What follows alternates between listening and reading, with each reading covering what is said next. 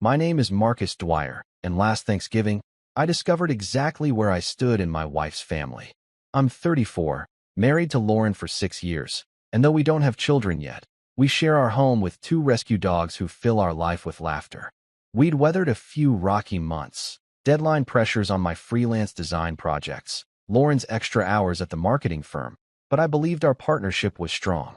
Her family, on the other hand, felt like a different world. From day one, her father, Russell, made it clear he viewed me as less than suitable. He was old school, controlling, and prided himself on owning 3 car dealerships. Money and status were his currency, and a designer who worked from home simply didn't fit his definition of success. Thanksgiving morning broke clear and cold. Lauren kissed me goodbye before sunrise, slipping into her coat and gathering dishes to bring to her sister Macy's house. She said she wanted to arrive early, help with preparations. I told her I'd finish a client call and then drive over, and waved as she backed out of the driveway. I dressed carefully, a crisp button-down shirt, dark jeans, clean loafers, and placed a bottle of Chardonnay in my hand. The wine was a peace offering, a gesture of goodwill. I slid into the driver's seat, adjusted the rearview mirror, and steered onto the quiet street. As I turned onto the long circular drive of Lauren's family home, I felt a familiar wash of nerves. A single lantern flickered near the front door. I slowed and signaled, imagining Lauren's warm smile as I stepped inside. Instead, I saw Russell standing in the gray morning light, arms confidently crossed over his chest, a polite but mocking smile on his lips. He waited beside the carriage lantern, dressed in a tweed sport coat and perfectly pressed trousers, every bit the patriarch he aspired to be. He didn't even glance at the wine. I stopped the car, heart pounding, and offered it to him through the open window. "Happy Thanksgiving, sir," I said. Before I could hand it over, he looked me up and down, as though inspecting a faulty engine. "You weren't invited, Marcus," he said, voice calm but cold. "Go home." His smile widened, but there was no warmth in his eyes. My grip tightened on the bottle. "Excuse me," I managed, surprised and hurt. My stomach sank. Inside, through the Grand Bay window, I could see Lauren, Macy, and their mother, Patricia, seated at a long table. The white linen tablecloth glowed under the chandelier, candlesticks flickered, and crystal glasses sparkled.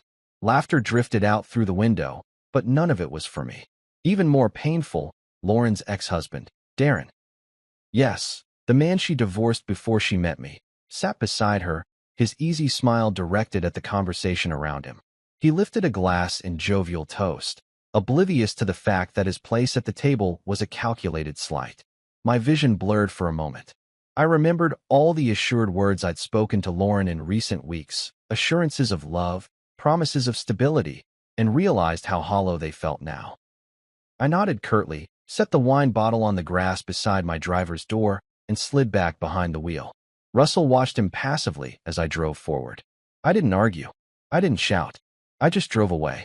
As the car's engine carried me down the driveway, I could still hear the distant echo of laughter inside that house I once considered home. 2 blocks away, I pulled into a deserted gas station, cut the engine, and sat in silence for a full 5 minutes. My heart raced, palms damp on the steering wheel. The early morning chill seeped through the cracked window. I could almost smell the cooking turkey, the pumpkin pies, spices on the table inside that house, an aroma I would never taste with Lauren's family. My phone sat on the passenger seat, buzzing with unfinished notifications. I reached for it, thumb hovering over familiar names. Who did I call first? My lawyer? My mother? An old friend for consolation? No. I dialed Kendra, my business partner and confidant, the one person who managed Unfiltered Holidays, a podcast where anonymous guests shared stories of family betrayals. Within seconds, her voice crackled through, curious. I whispered the whole story in one breath. The driveway, the unkind dismissal, the sight of Darren laughing beside Lauren. Kendra's shock turned to anger on the line. "Do you want me to post this now?" she demanded. I hesitated only a moment before agreeing. "Just the facts. No names." 20 minutes later, my phone erupted. Vibrations. Missed calls. Texts. Lauren's name appeared, then Macy's, then Russell's. I didn't answer. Instead, I watched the post spread like wildfire, Freelance designer brings wine to Thanksgiving. Told to go home. No seat at the table. Anonymous strangers rallied behind me, condemning the cruelty. And then Kendra posted a photo of the wine bottle resting on the grass, captioned, "He brought the wine. They brought the silence." The finality of that image struck me harder than anything I'd ever felt. I leaned back, exhaled slowly, and realized I had a choice. Swallow the hurt and pretend nothing happened, or stand firm. I shouldn't have been surprised, but I still felt the sharp twist of betrayal when his words landed. "You weren't invited, Marcus," Russell said, his voice coated in polite disdain. That half-smile he wore felt like a scalpel against my throat. I glanced past him through the car window and saw Lauren's silhouette in the dining room, her shoulders straight, her head tilted in mid-conversation with Macy. Their mother, Patricia, sat at the head of the table, nursing a goblet of wine and nodding at every joke, every comment. And there, sitting beside Lauren, was Darren. He caught my eye for a split second and lifted his glass, smiling broadly, as though he'd effortlessly earned his seat, as though I was the interloper. My chest tightened. I gripped the steering wheel and forced myself to breathe. "Excuse me," I said, voice low but steady. Russell didn't budge. He refused to meet my gaze, as though the act of looking at me was beneath him. "It's a family gathering," he repeated. "You understand." I swallowed, feeling the wine bottle in my hand grow heavy. I could have argued. I could have reminded him of all the years I'd welcomed Lauren into my family's holidays, of the dishes I'd prepared, of the time I'd lent his daughter my car when she spilled coffee on hers. But none of it mattered now. He had already decided I was unwelcome, and his decision was final. Lauren had left our home with casseroles and ingredients, confident in my arrival later. She had no idea her father would stand guard like a fortress, keeping me out. I nodded once, deliberately slow, as if agreeing to some grotesque promise. I set the wine bottle down on the manicured lawn, felt its glass press into my palm as I released it. Then I turned the key, hearing the engine roar to life, and backed down the drive. As I drove away, I wondered if Lauren would ever look for me. Would she step outside, call my name, lean into the biting air to apologize? Or would she sit inside, glass in hand, pretending I'd never existed in that moment? I caught the tail end of her laughter as I passed under the porch light, and the sound felt like a twist of the knife. I kept driving, certain I would have to explain myself later, to calm her, to soothe her wounded pride and mine. But right then, I needed time alone. 2 blocks down, I pulled into the first empty parking lot I saw. I turned off the engine, leaned my forehead against the steering wheel, and closed my eyes. My heart pounded so hard I could hear it in my ears. I traced the grooves in the leather, tried to steady my breath. My mind replayed the moment again. Russell's smarmy smile, the cold authority in his posture, the way he claimed the driveway as his dominion. I pictured Lauren's expression through the window. Was there surprise there, remorse, guilt? Or had she simply accepted his decree without question? I didn't know. I didn't know her well enough. My chest tightened further, a mix of anger and hurt. I opened the glove compartment, pulled out my phone, and stared at the names on the screen. I thought about texting Lauren immediately, confronting Russell head-on, demanding an apology. But I also knew I needed someone who would listen without judgment, someone who could help me figure this out. So I dialed Kendra, my business partner and friend, the woman behind the Unfiltered Holidays podcast, where real people aired their family betrayals for an anonymous audience. She answered on the first ring, cheerful. "Hey, stranger," she said. I could hear her sipping coffee. I swallowed, steadied my voice. "Kendra, I need your help." Her tone shifted instantly to concern. "What happened?" I took a deep breath and told her everything. How Lauren left early, how I planned to arrive later, how I showed up with wine and respect, and how I was turned away like a stray dog. I described watching Lauren laugh beside Darren, her ex-husband, as though our life together meant less than her past. I told her about the cold authority in Russell's words and how Patricia played silent accomplice. By the time I finished, my throat felt raw. There was silence on her end for a moment. Then Kendra's voice blazed with righteous anger. "That's unforgivable," she said. "Do you want me to post it right now?" I hesitated. "Anonymously," I said. "No names." "Got it," she replied. Within minutes, Kendra sent me a direct link, a brief post reading. My wife's family told me I wasn't invited to Thanksgiving. So I left my wine on their lawn and drove away. No scene, no drama. Maybe I deserved better. Beneath it, strangers began to comment. They lost the right to call it family, one wrote. Sending hugs, another said. I watched as likes and shares climbed, my phone buzzing relentlessly. Kendra messaged me a moment later. Do you want me to add that photo of the wine bottle you left? It'll drive the point home. I considered it. A single image could capture everything. The intention, the offering, the rejection. Finally, I replied, yes. 20 minutes later, the post updated with a stark photograph of the Chardonnay bottle resting on the dewy grass. The caption read, he brought the wine. They brought the silence. The floodgates opened.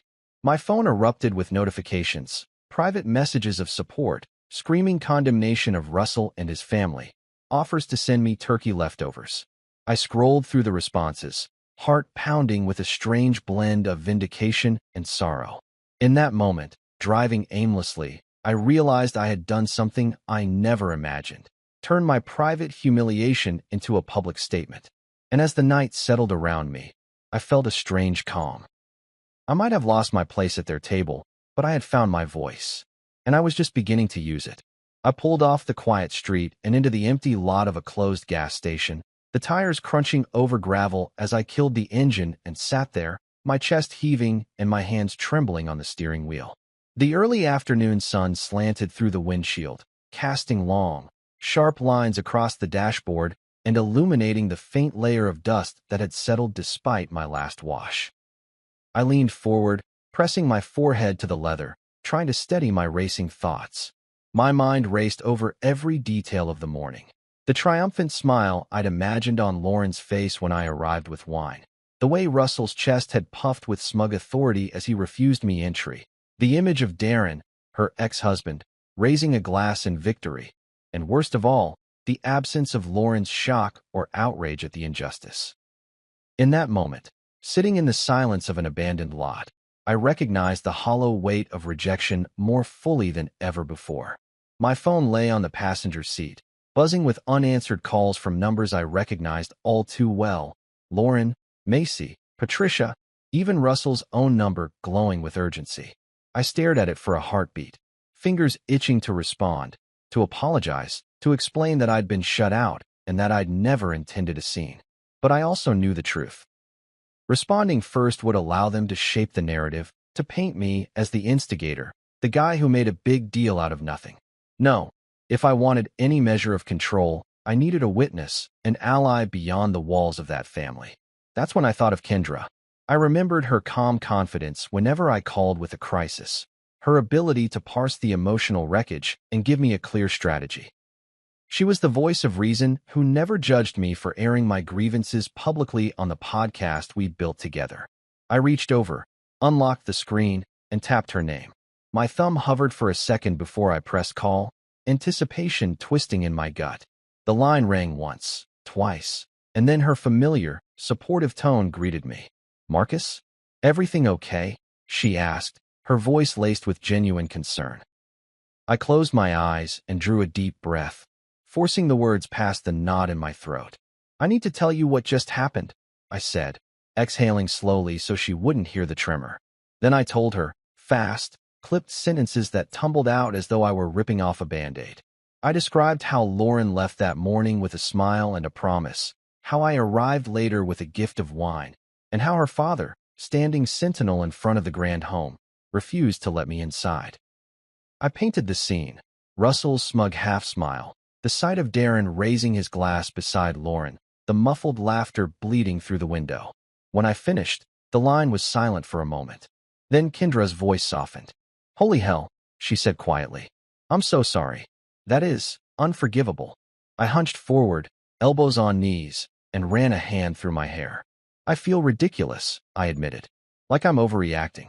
But it hurt more than anything ever has. You're not overreacting, she said firmly. That was a deliberate humiliation. You deserve better than silence and shame. I felt a flicker of something, relief, maybe, or validation, that she saw it the way I did. Do you want me to post it? She asked. I hesitated, picturing the consequences, strangers reading my story, public sympathy flooding in, and, inevitably, Lauren and her family's reactions. Part of me recoiled at the thought of broadcasting family drama online, but another part burned with the need to reclaim my dignity, to amplify the injustice so that it could no longer be swept under a perfect tablecloth. Yes, I said, jerking my head up. Anonymously. Just the facts. No names. Kendra was already typing. I'll format it for the podcast website and our social channels. Any photo you want to include? I thought for a moment and remembered the perfectly placed wine bottle, abandoned like a silent protest on the manicured lawn. Yes, I said. The bottle on the grass. It says everything. Got it, she replied. Give me 20. We hung up, and I set the phone beside me, the screen black now, an empty promise of upcoming chaos. I closed my eyes and let the silence of the empty lot envelop me. In that stillness, I confronted the swirl of emotions. Embarrassment, anger, grief, and unexpectedly, a spark of empowerment. I realized that while I had been shut out of their house, I wasn't powerless. I could shape the narrative of my own life. I could choose transparency over silence and demand respect rather than beg for it. 20 minutes later, my phone vibrated with a notification from Kendra. The post was live. I unlocked the screen and unfolded the text accompanied by a stark photograph of the Chardonnay bottle, dew droplets catching the sunlight on its curved surface against the green grass. The caption read, "He brought the wine. They brought the silence." Beneath it, comments began to appear, words of outrage, empathy, and solidarity. Thousands of strangers condemned the family's cruelty, offered messages of support, and shared their own experiences. My phone buzzed nonstop. Private messages from people offering to send me leftovers, invitations to holidays of their own, and even a message from a journalist wanting to interview me for a human interest story. I scrolled through the first few responses, my chest swelling with a mix of vindication and vulnerability. Just then, my phone rang. It was Lauren. I stared at her name, thumb hovering between accept and decline. I took a deep breath and allowed it to go to voicemail. The polite recorded greeting played, and then her voice broke through. "Marcus, please, just pick up. I need to hear your side of the story." My vision blurred, but I kept scrolling through the comments, watching strangers rally to my defense. I listened to Lauren's plea for explanation, felt the familiar tug of love and loyalty, but also the sting of betrayal she'd inflicted.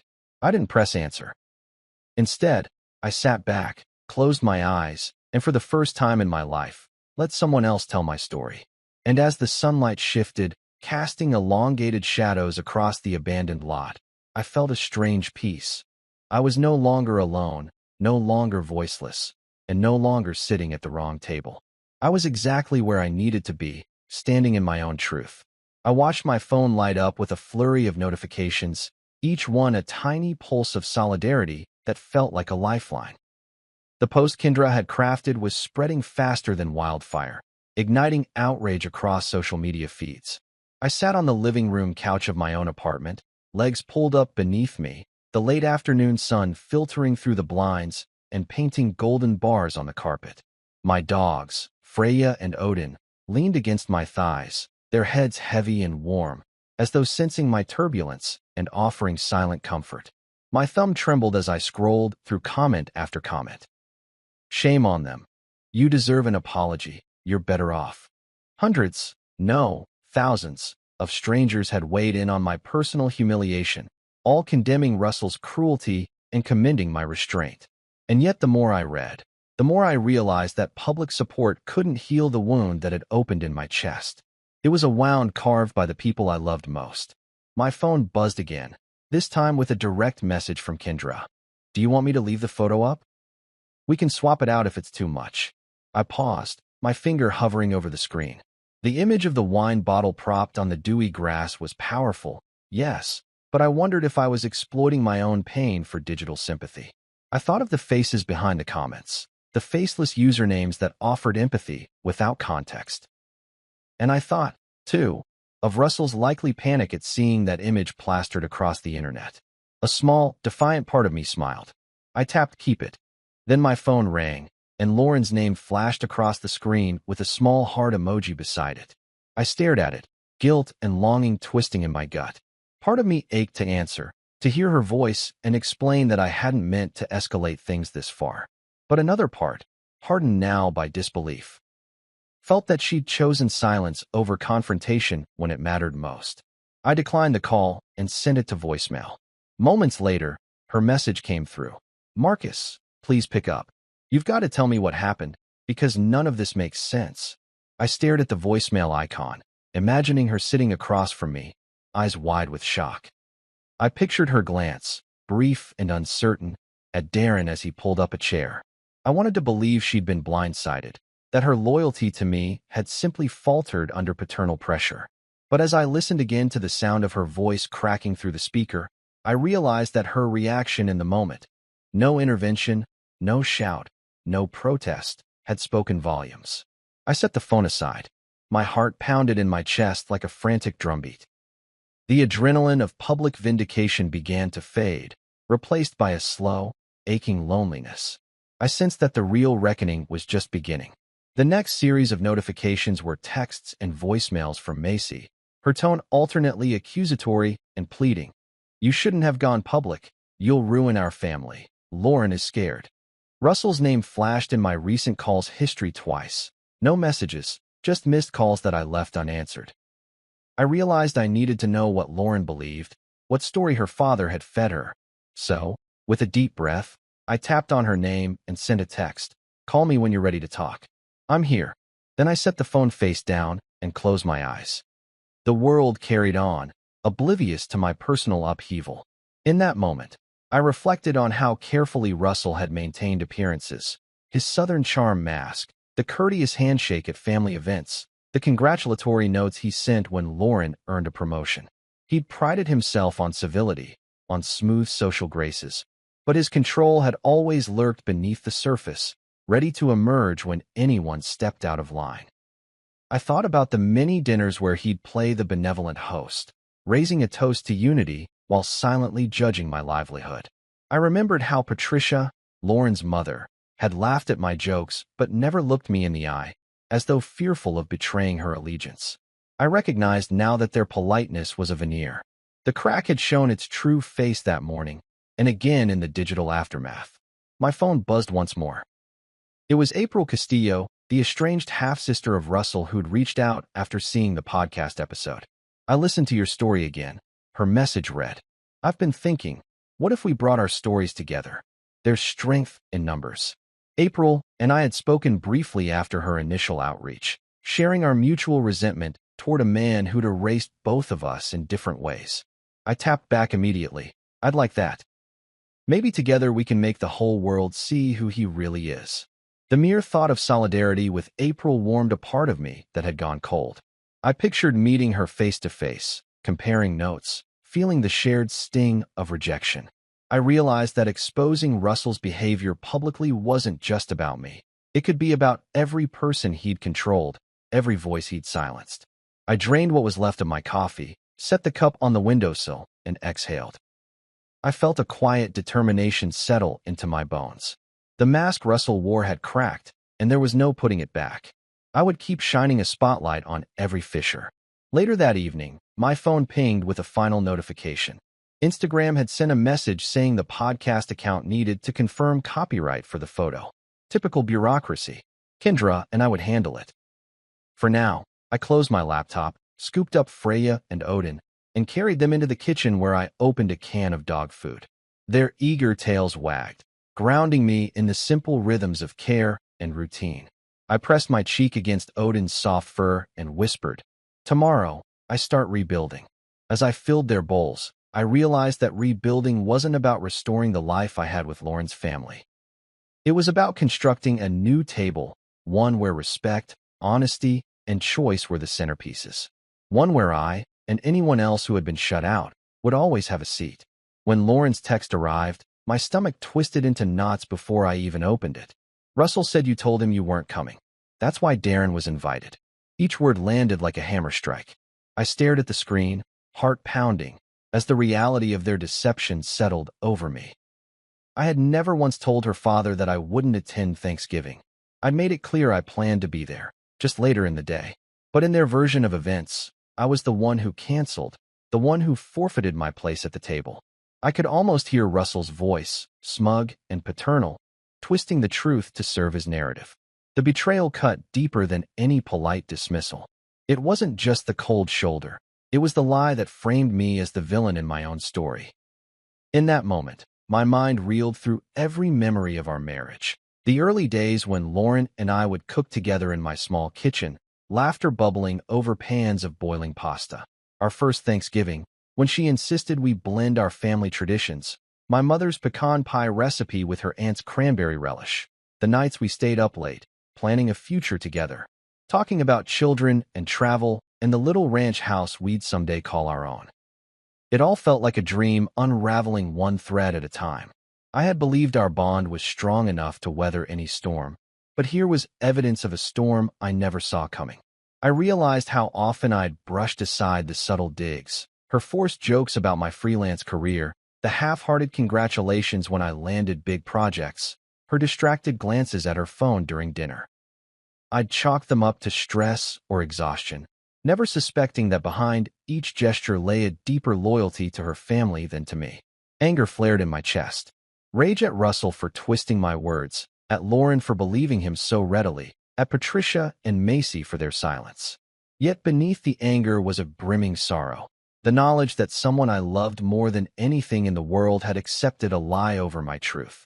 I felt tears prick my eyes but refused to let them fall. Instead, I locked my phone, grabbed a whiskey glass, and poured a measure of bourbon. I held the glass in my trembling hands, the amber liquid catching the lamplight like a promise of clarity. I told myself I would not be broken by this. I would reclaim my dignity and show them the real story. I spent the evening gathering evidence.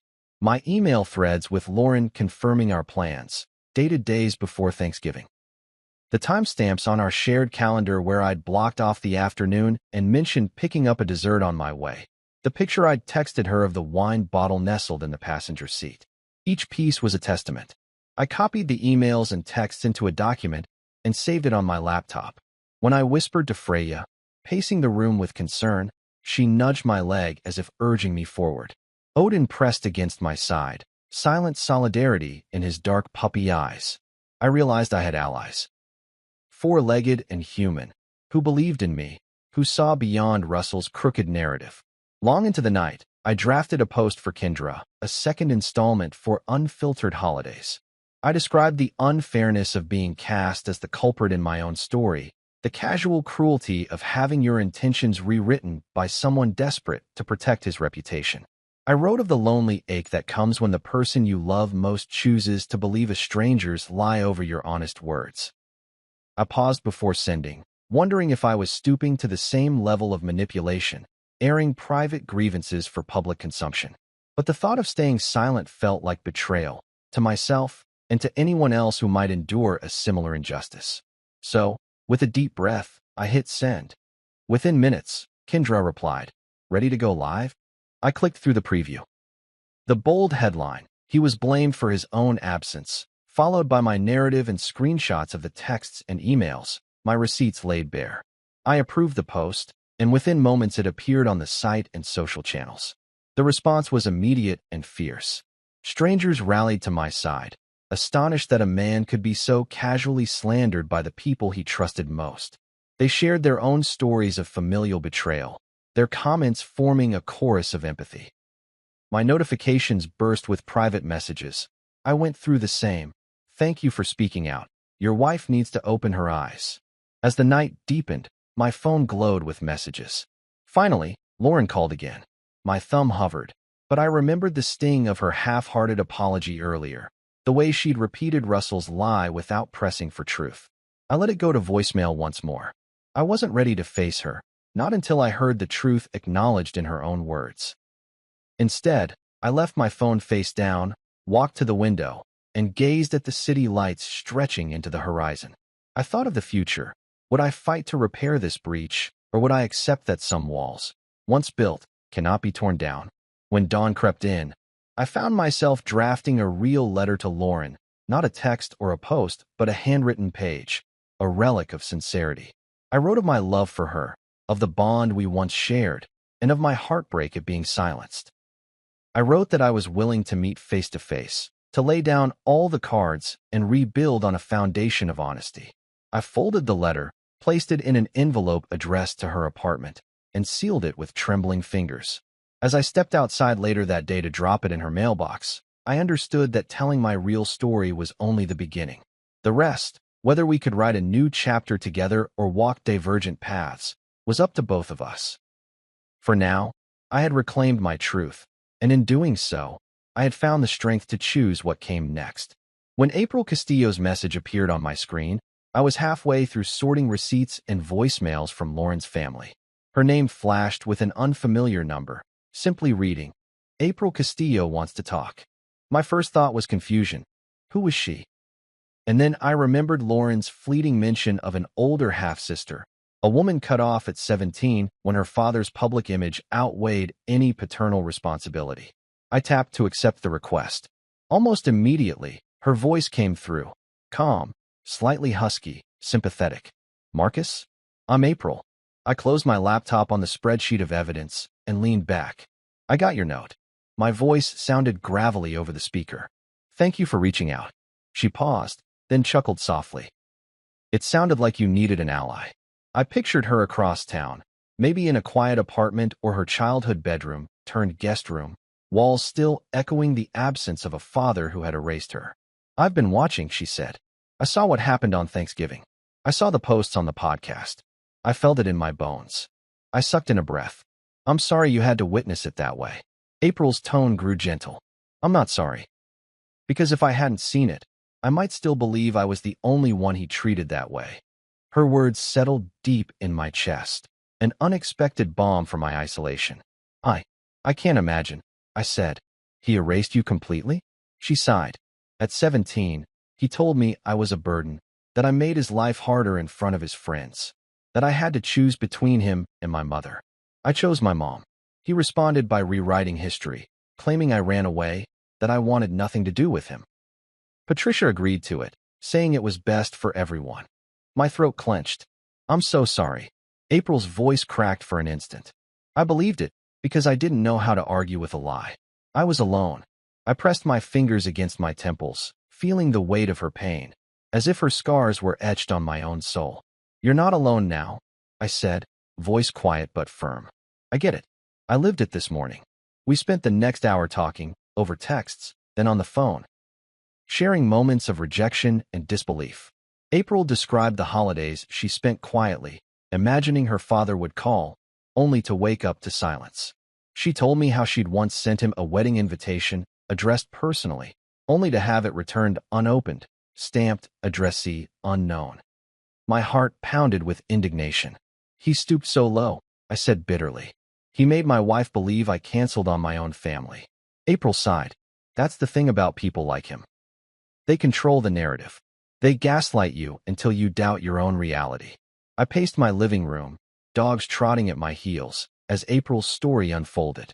Every parallel in our experiences carved new determination inside me. "We need to tell people," I said. "Not anonymously this time. Names included." April hesitated. "I'm terrified.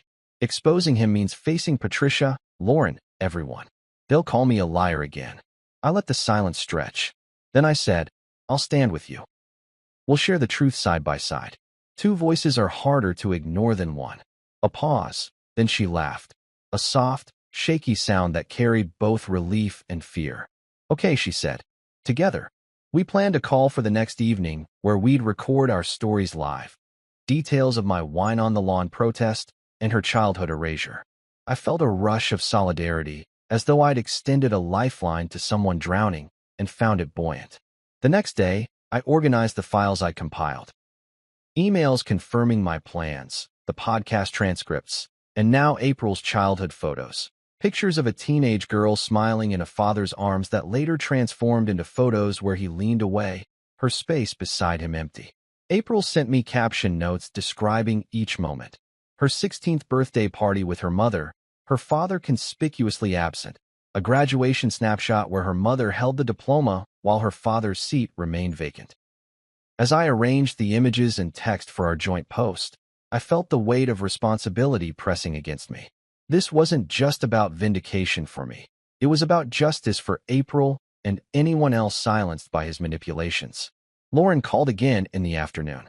I ignored it, recalling my commitment to speak my truth on my own terms. I replied instead to April's text, "Ready for tonight?" She wrote back, "Me too. Thank you." That evening, I logged into the video platform and waited, camera hovering over my desk. The screen flickered, and April's face appeared, eyes bright with resolve. We exchanged a brief, nervous wave. Then I took a breath and began, speaking clearly. "I'm Marcus Dwyer. My wife's family removed me from their Thanksgiving at the last minute, lied about my intentions, and publicly humiliated me by inviting her ex-husband to sit with them instead. My father-in-law, Russell Castillo, used his status to control the narrative, and my wife believed his lie. Tonight, I'm telling you the truth." I paused and signaled smoothly to April, who leaned forward. "I'm April Castillo," she said, voice steady despite the tremor I heard. "I'm the daughter he erased at 17. He told everyone I ran away, that I wanted nothing to do with him. My mother stayed silent to avoid family drama. I spent years believing I was at fault. Together, we wove our stories. I shared the cold morning on that driveway, the gnarled twist of betrayal when I saw my wife smile with her ex-husband. April detailed the lingering wounds of her shattered childhood illusions, the nights she cried herself to sleep, wondering if she'd ever been real to her own blood. We ended with a call to action, to stand against family cruelty, to believe survivors of gaslighting, and to demand accountability from those who use love as a weapon. When we signed off, a flood of messages appeared, strangers praising our courage, others sharing their own tales of familial betrayal, and some even offering resources for therapy and legal assistance. I looked at April's face on the screen, framed by the warm glow of her table lamp. We shared a tired but triumphant smile. I closed my laptop, feeling the electric charge of collective solidarity coursing through me. I looked down at Freya and Odin, who gazed up with gentle curiosity. And I realized I was no longer alone, no longer silenced, and no longer forced to accept someone else's lie as my truth. I had found my voice, and I had helped someone else find hers. And in doing so, I understood that true family is chosen, bound not by blood or status, but by respect, honesty, and unwavering support. Tonight, April and I became that family for each other, and that was more than enough to heal the wounds of the past. The knock on my door came just past noon, a sharp rap that echoed through the quiet apartment and set my heart racing before I even realized whose hands were on the other side. I was hunched over my drafting table, sketches and receipts spread out like evidence of a life I was trying to piece back together, when I heard it, a deliberate, impatient knock that rattled the frame. My throat tightened, and I exchanged a glance with Freya, who lifted her ears in confusion. I stood slowly, fingers brushing against the stack of papers, and made my way to the door. Through the peephole, I saw Lauren's face, eyes rimmed red, and behind her the familiar broad shoulders of Russell. My chest constricted at the sight of her, and even more so at the sight of him, the man who had shattered my trust. I hesitated, a swirl of emotions churning in my gut, anger, hurt, longing. My finger hovered over the latch as Lauren's voice drifted into the small vestibule. "Marcus, please. Open up." She sounded fragile, vulnerable, nothing like the confident woman who had stormed out of his house on Thanksgiving morning. Russell's voice followed, a low rumble. "You made a public fool of us. I want you to explain yourself." My jaw clenched at his accusation. He'd never asked for dialogue when he'd barred me from the driveway. Now he demanded answers because I'd reclaimed my voice. The hypocrisy left a bitter taste in my mouth. I cracked the door open just enough to let fresh air and cold light spill inside. "What do you want?" I asked, careful to keep my voice even. Freya pressed against my legs, whimpering softly. Lauren reached out, as though to hold me, but Russell stepped forward, his eyes blazing with authority. "You lied," I blurted, cutting him off. "You told her I wasn't coming, that I didn't want to be there. And you let him." I jerked my chin back toward Darren. "Sit at that table like I was the one at fault." Russell's mouth tightened into a thin line. Lauren's eyes glistened, and she opened her mouth, but I held up a hand. "Don't say you didn't know." "You believed him." Lauren's voice trembled. "I didn't know. He told me you changed your mind." She paused, tears shimmering. "I'm so sorry, Marcus." My chest nodded at her apology, genuine, but too little, too late. I shook my head. You didn't know because you didn't ask. I caught the flash of hurt in her eyes. Hurt at being accused. Hurt at realizing her own betrayal. Behind her, Russell crossed his arms, as though reveling in my pain. I acted in my daughter's best interest, he said, as if that justified his cruelty. You embarrassed everyone. I took a breath, feeling Freya's warm body against my ankle. The dogs always knew how I felt. They sensed my distress and tried to comfort me without demands. I looked at Lauren, her voice cracking under her breath. Marcus, please. I love you. I closed the door a fraction wider, giving her a sliver of the world I'd built. Drafting table, pizza boxes from nights I'd worked late, stacks of design mock-ups, and let her see the life I'd been building without her family's approval. I love you too, I said softly, the words catching in my throat. But love doesn't mean blind trust. She swallowed. I'm sorry. Then she looked at her father. He lied to me, Dad. He told me Marcus didn't want to join Thanksgiving. For the first time, I saw uncertainty flicker in Russell's eyes, as though she'd pierced a tear in his armor. He opened his mouth, closed it, and stepped back. Lauren's shoulders slumped. I should have asked you directly. I was scared of him. She touched the doorframe. I'm sorry I didn't see it. My chest loosened at her words, but old wounds ached to be tested. Why now? I asked quietly. Why not then, when you saw the look on my face as I drove away? Lauren's voice shook. I froze. I didn't want to cause a scene. I thought if I stayed quiet, everything would go back to normal. My jaw clenched at her confession. So many times I'd silenced my own doubts to preserve a facade of harmony. Normal, I repeated, the word tasting sour. That wasn't normal. Russell shifted his weight, his expression a mask of indignation. I came here to demand you take down those posts. This family will not be humiliated online. My gaze flicked to him, a steely resolve igniting in my chest.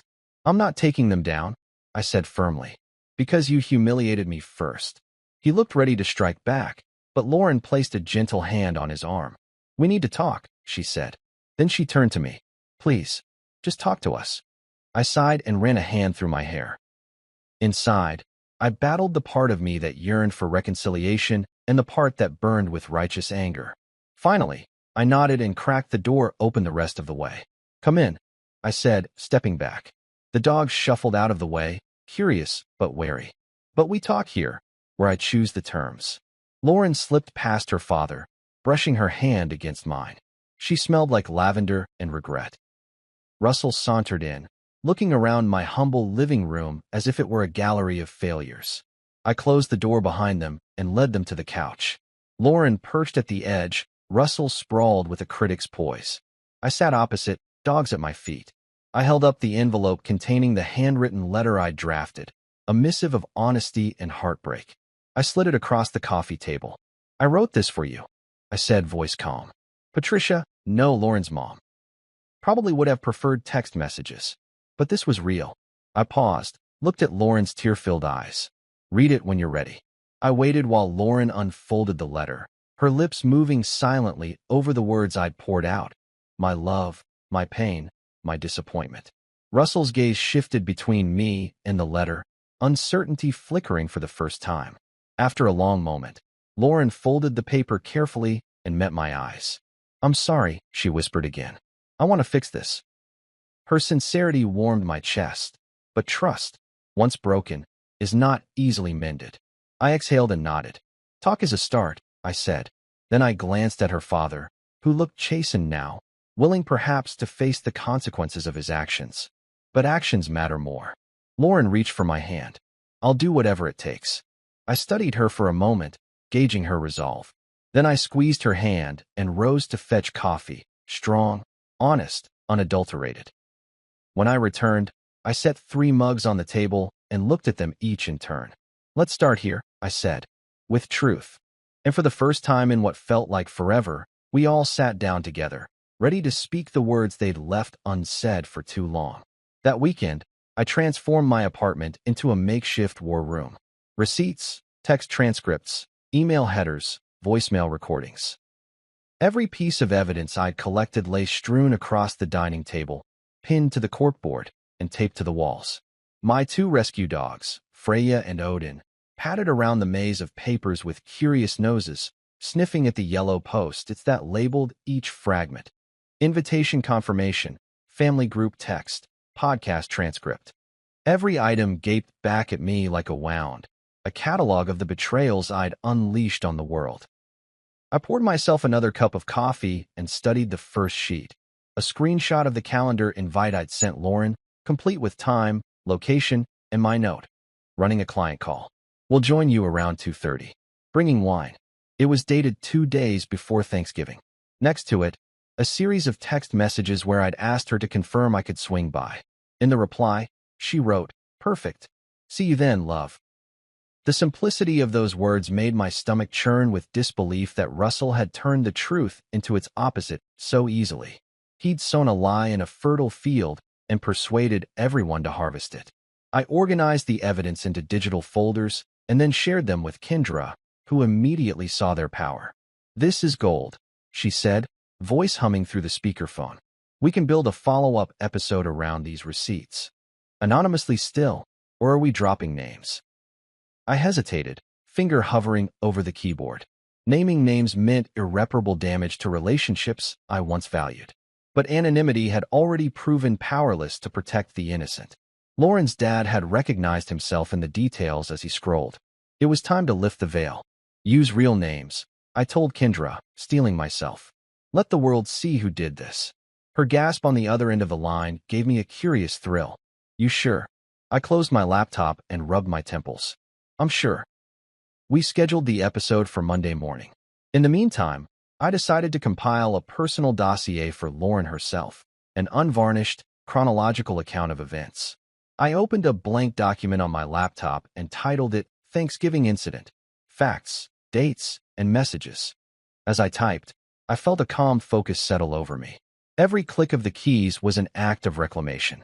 I listed our message exchanges, the email threads, and the text from Macy apologizing that Dad just lost it this year. I included Patricia's voicemail mocking my career. "A designer?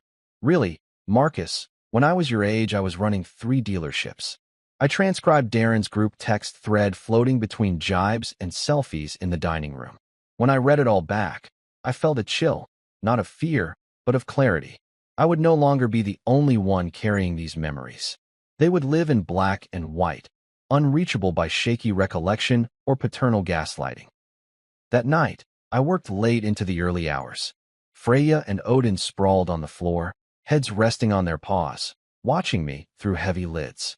I closed my laptop with a soft click at 3 a.m., printed the dossier on crisp white paper, and shared it digitally with Kendra so she could attach it to the podcast episode. Then I gathered the physical copies, placed them in an envelope, and addressed it to Lauren. I left it on the kitchen counter to drop by her mailbox in the morning. Sunday morning dawned gray and drizzly. I loaded the envelope into my coat pocket and slipped out, dogs trailing behind me on their leashes. The brisk air felt cleansing, like I was shaking free of the family's stifling lies. At Lauren's building, I hesitated outside her mailbox, hands trembling. I slid the envelope inside, the flaps sealing with a soft whisper, and lingered a moment, breathing deeply. Then I turned and walked away, boots crunching against the wet concrete. Back home, I made breakfast, eggs and toast, and opened my laptop to a flood of messages. The podcast episode had dropped early, and Kendra's narration introduced it bluntly. Yesterday, we shared the story of a man told he wasn't invited to Thanksgiving. Today, we bring the full receipts, texts, emails, voicemails, and the identities of those responsible. A link to the digital dossier sat below, available for download. I clicked it, expecting outrage or venting. Instead, I found a stream of listeners expressing shock at seeing screenshots and hearing voices. Comments poured in. "This is my family's story too," one read. "Thank you for giving us the courage to speak out," wrote another. I scrolled down until I found a message from a former neighbor of Russell's, the same one who'd confirmed bits of our tale on social media. He posted details of observing April's exclusion as a teenager, and now he shared his own memories of Lawrence's cold receptions at neighborhood gatherings. The tide had turned against them, and for the first time I sensed the depth of collective repudiation. My phone buzzed with a voicemail notification. I pressed play, expecting Lauren, but instead I heard April's voice. "Marcus, I just read the post and downloaded the dossier. Thank you. I can't believe our stories are out there together. You've given me hope. My chest tightened with gratitude as I replied immediately. Thank you for standing with me. We're changing the story, together. An hour later, my phone rang. Lauren's name illuminated the screen. My thumb hovered. I took a deep breath and answered. Marcus. Her voice was small, tentative. The line was silent for a beat, and then she said, I got your package. My heart thumped. Did you read it? I asked quietly. I did, she replied, voice thick with emotion. Every word. I pictured her alone in her apartment, reading the cold truths I'd laid out. I braced for anger or denial, but instead she said, I'm so sorry. I never realized. Her voice faltered. I closed my eyes, letting the moment stretch. I know, I said. I wanted you to see it as I saw it. She inhaled sharply. Thank you for showing me. Her voice cracked. I need time to process this. A tight knot loosened in my chest. Take all the time you need, I said. I'm here if you want to talk. We ended the call gently. I leaned back in my chair and let the exhaustion wash over me. The fatigue of battle and the exhilaration of truth finally set free. My eye caught Freya's wagging tail as she nudged my knee. I smiled and scratched her behind the ears. In that moment, I realized that evidence was more than proof. It was the bridge between betrayal and accountability. I had gathered the receipts, laid them bare, and in doing so, I'd reclaimed my narrative. And perhaps hers too. I stood and stretched, feeling the first hints of relief bloom in my chest. Outside, the drizzle had stopped, and pale sunlight filtered through the clouds, promising the calm after the storm. I turned off my laptop and stepped onto the balcony, breathing in the fresh air, ready for whatever came next. The day the letter arrived, the sky was the same pale blue I'd come to associate with unexpected revelations, calm on the surface, hiding turbulent undercurrents. I was at my drafting table, headphones on, tweaking a logo for a new client, when the mail slot clattered and a single envelope slid onto the floor. Freya barked, and Odin thumped his tail against the leg of my chair, both urging me to investigate. I peeled off my headphones and stood, stepping over stray sketches to pick up the envelope. It was cream-colored, thick paper, and Lauren's mother's elegant handwriting curled across the front. No return address, only her signature style. My heart pounded as I slid it open and withdrew a folded note. Patricia Renford's handwriting was precise, each letter measured and neat. Marcus. I read the comments and saw the evidence.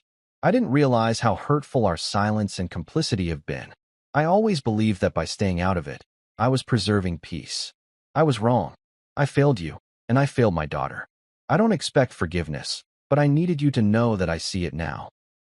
Patricia. I stood in the quiet apartment, the note trembling in my hand.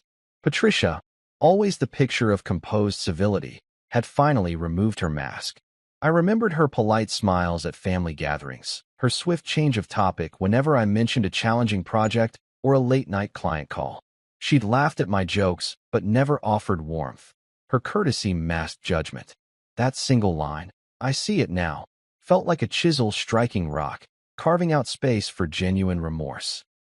I leaned against the table, exhaling slowly, and reread the note. No excuses, no self-pity, just acknowledgement. It was a small thing, perhaps, just words on paper, but in a landscape of denial and deceit, it was monumental. I pictured Patricia standing in her elegant kitchen, pen in hand, wrestling with her conscience long enough to commit an apology to ink. I imagined the uncertainty in her mind. Would I throw the letter away? Would I read it and shrug it off? Instead, I folded it carefully, placed it beside the letter I'd written to Lauren, and let it rest on the stack of evidence that had once symbolized my anger and betrayal.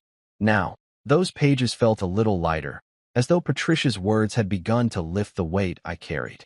That evening, I poured a glass of wine, the same brand I'd once offered on that Thanksgiving morning, and raised it in a quiet toast to the envelope on my table. Freya and Odin pressed against my legs, and I stroked their fur, thinking about forgiveness and the slow work it demands. I didn't know if I would ever fully trust Patricia or Lauren's family again, but I felt the first stirrings of something I hadn't allowed myself to feel in weeks: hope. Later, I drafted a brief note in response. Thank you for your honesty. It means more than you know. I hope this is the beginning of a new conversation. I left it on my kitchen counter, knowing that whether or not she read it immediately, the words were spoken. In that soft acknowledgement, I realized that healing begins not with grand gestures, but with simple truths laid bare. And for the first time since that bitter Thanksgiving morning, I believed we might find our way back to a table where silence no longer reigned. 1 year later, I stood in the warm glow of my own dining room, the scent of roasting turkey and sage tumbling through the air like an intoxicating promise. My two rescue dogs, Freya and Odin, sprawled at my feet as I adjusted the table settings, hands moving on muscle memory, plating mashed potatoes in a patterned ceramic bowl, arranging green beans in a neat row beside buttery yams. The table was smaller than the one at Lauren's childhood home, but that was precisely the point. This time, I wouldn't need cavernous space to prove my worth. I had chosen every person seated here, and they had chosen me. Over the course of the afternoon, April arrived first, carrying a pumpkin pie with a lattice crust she'd baked herself. She stepped inside, her eyes shining, and wrapped me in a hug that spoke of solidarity deeper than words. "This smells incredible," she said, setting the pie on the sideboard. Kendra arrived moments later, juggling a casserole dish and a coffee cake, her energy radiating confidence as she swept into the kitchen. Together, we exchanged stories of the past year. April's renewed relationship with her mother, the way Kendra's podcast had grown into a platform for countless others who had been silenced by family cruelty. Their presence here was a testament to the new chosen family we had built from the shards of old betrayals. Next came Jamie, my neighbor down the hall, carrying a bottle of wine and a shy smile. He'd told me months ago that his own family gatherings had always been fraught with tension, so he was grateful for an invitation where he could laugh without fear of judgment. Jamie slipped a warm loaf of rosemary bread onto the table and found his place beside April. As I filled glasses with wine and poured gravy over the turkey, I realized how different this felt from last Thanksgiving's ache of exclusion. I was no longer waiting in the car, heart pounding, questioning my worth. Now, I was here, at the center, sharing gratitude with people who had proven their loyalty. When everyone was seated, I rose and looked around the table. My voice caught, but I forced it steady. "Thank you," I began, "for being here today. A year ago, I wondered if I would ever feel this kind of welcome again. You believed me when others silenced me, stood by me when I was called uninvited, and reminded me that family isn't always defined by blood." Glasses lifted in unison. April's eyes glistened with tears, and Kendra offered an encouraging smile. Jamie nodded, his expression earnest. I took a sip of wine, feeling its warmth spread through me like a healing salve. As we ate, the conversation flowed easily. Stories of new clients, travel plans, the latest podcast episodes, April's discovery of long-lost cousins who reached out after hearing her story, and Jamie's burgeoning interest in cooking, inspired by my own experiments. Laughter rolled across the table, genuine and unguarded, punctuated by the clink of cutlery and the soft whine of Freya begging for a scrap. At one point, April raised her glass. "To Marcus," she said, "for reminding us all that speaking the truth sometimes means breaking a few dishes, and that a broken table can be rebuilt stronger than before." We drank, the toast echoing in my chest like a victory cry. Later, as the sun dipped low in the sky, Kendra and April lingered in the kitchen, washing dishes side by side and talking about their next joint project. Jamie and I cleared the table of plates, stacking them with playful competition to see who could carry the tallest pile. Freya and Odin followed us, hopeful for dropped morsels. Standing there amid the clatter of dishes, the soft hum of conversation, and the fading light, I felt the final weight of that old rejection lift from my shoulders. I realized I had created a new tradition, one built on mutual respect, honesty, and choice. When the evening wound down, I turned off the kitchen lights and looked back at the empty table, now cleared and wiped clean. In its smooth surface, I saw reflections of faces that mattered most, friends who had become family. No one had told me to go home. No one had left me standing outside. Instead, they had pulled up a chair, welcomed me in, and reminded me that a seat at the table was never about entitlement, but about being seen, heard, and valued. I exhaled a quiet sigh of contentment, whispered a soft thank you to the memory of every true ally, and stepped away, certain that this Thanksgiving, and every one after, would always have room for those who chose me as I had chosen them.